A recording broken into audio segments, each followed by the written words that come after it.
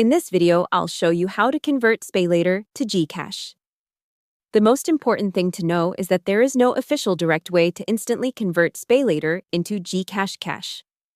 SPayLater's terms say it is for paying for the purchase of goods within the Shopee app, and guides based on Shopee's rules note that withdrawing SPayLater as cash to GCash is not supported.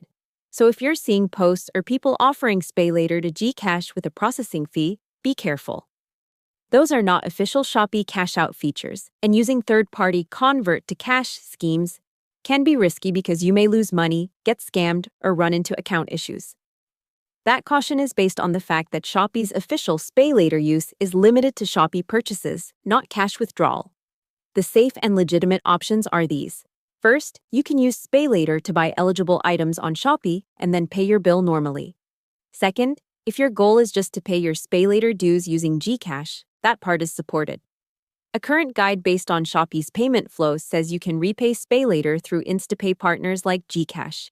And if what you really need is cash, not shopping credit, a better option may be SLoan, if it is available to your account.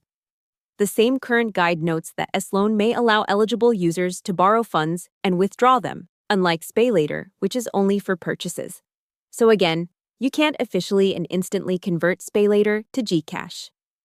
The safe path is to use SPayLater only for Shopee purchases, repay it with GCash if needed, or check whether SLoan is available if you need actual cash instead. Hope the tutorial was helpful, subscribe to my channel, and see you in the next video.